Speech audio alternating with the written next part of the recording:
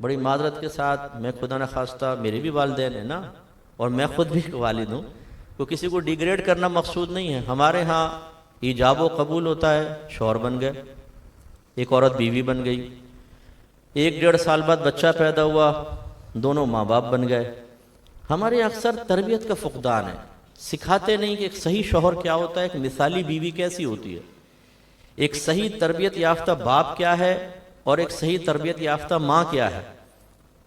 اولاد کی تربیت کس انداز سے کرنی چاہیے، پہلے سے فرسٹ ایئر سے لے کر 3rd ایئر تک کیا بچے کو سکھانا ہے، کیا تربیت کرنی ہے، پھر 3 سال سے لے کر 7 سال تک کیا کرنا ہے، پھر 7 سے 10 اور 10 سے پھر بلوغت، اور بلوغت کے بعد کس طریقے سے آپ کو تربیت کا معاملہ رکھنا ہے۔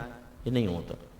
بچے پیدا ہوتے چلے جاتے ہیں، قاری صاحب کے پاس چلے جائیں گے، اسکول گئے، محلے میں نکلے، کسی کو اچھا ماحول مل گیا وہ بچ گیا، جس کو نہیں ملا وہ بگڑ گیا۔ تو ہمارے ہاں چونکہ تربیت کا فقدان ہے، صحیح انداز تربیت شاید ہی بہت ہی کم والدین ہوں گے، اگر آپ انہیں بٹھا کے پوچھیں نا کہ بتائیں شریعت آپ سے کس طرح کی تربیت کا تقاضا کرتی ہے۔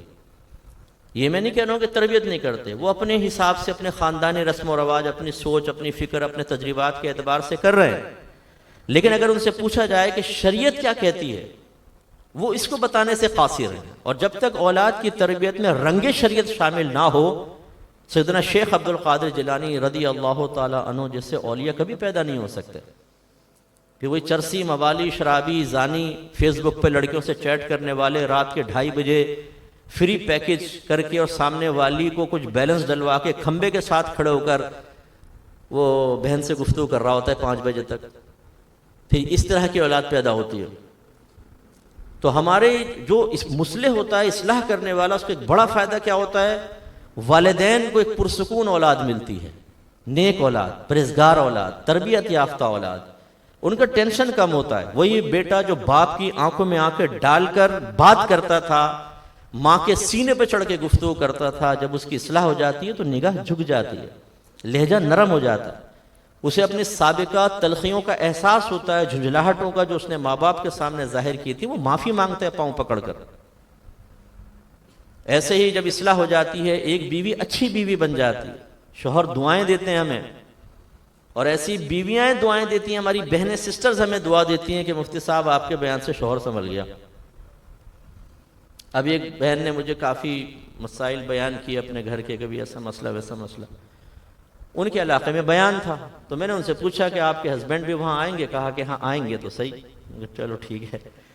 پھر میں نے جو میرا انداز ہے میں نے کیا، اللہ کا بڑا کرم ہے کہ اس بچی کا بعد میں مجھے میسج آیا، مفتی صاحب اللہ آپ کو بڑی جزائے خیر عطا فرمائے، انسان بن گیا ہے۔ اب انسان بن گیا ہے، اس جملے میں بڑا مفہوم پوشیدہ ہے کہ پہلے کیا تھا۔ تو انسان 2 طرح کے ہوتے ہیں، ایک ہوتا ہے جو انسان اللہ نے پیدا کیا، اور ایک ہے اچھا بن جانا، اسے بھی ہم کہتے ہیں انسان بن جا، بچوں کو کہتے ہیں نا انسان بنو۔ ایسے میں UK میں تھا، تو ایک سسٹر، ان کے شوہر جو تھے وہ مسائل تھے ان کے ساتھ، پھر وہ جب آئے بیٹھے، میں نے بیان کیا۔ اچھا اب میں 12ویں کا بیان ہوتا اس میں بھی اصلاح شامل کر لیتا ہوں، دیگر مجھ پہ اس پہ بھی بعض لوگوں نے طنز کیا، بتائیے جی 12ویں کے موقع پر اور حقوق العباد کا بیان۔ ارے بھائی میرے آقا صلی اللہ علیہ وسلم کا ذکر ہو اور معاشرے کی اصلاح کی بات نہ ہو، اور زندگی کے ہر شعبہ ہے زندگی میں میرے سرکار نے تبلیغ فرمائی، یہ کیسے ہو سکتا ہے؟ نتیجہ نکلا اس بہن نے مجھے پھر میسج کیا، مفتی صاحب اللہ آپ کو خوش رکھے، میرا شوہر تو بہت اچھا ہو گیا ہے۔ میں نے اس میں معافی کی ترغیب بھی دی تھی کہ اگر آپ زیادتی کرتے ہیں، وہ کسی کی بچی ہے، کسی کی بہن ہے، کسی کی بیٹی ہے، آپ کے بچوں کی ماں ہے، انسان ہے، جانور نہیں ہے کہ پاؤں کی جوتے سمجھ کر آپ اس کو ماریں پیٹیں، گالیاں بکیں، بے عزت کریں اپنے ماں باپ کے سامنے، اپنے بچوں کے سامنے، مہمانوں کے سامنے۔ تو اگر آپ نے ایسی غلطی کی ہے تو معافی طلب کریں۔ تو کہنے لگے الحمدللہ مجھ سے معافی مانگی ہے اور بڑے سدھر گئے ہیں، اور مفتی صاحب جب تک آپ UK میں ہیں میں گزارش کرتے ہیں اس کو ساتھ ہی رکھیں تاکہ مکمل انسان بن جائے پکا۔ انہیں خطرہ تھا کہ مفتی صاحب جائیں گے تو ایسا نہ ہو پھر پرانی روش پر آ جائے۔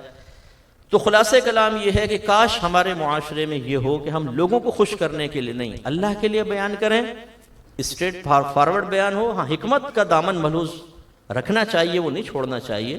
اور یہی میں آپ سے گزارش کرتا ہوں، آپ کسی عالم کے اندر یہ تلاش نہ کریں کہ لہجہ سخت کتنا تھا، जोश कितना था, नारे कितने लगे, लोग कितने फड़के, कितने लोगों ने हाथ उठाकर नारे लगाए।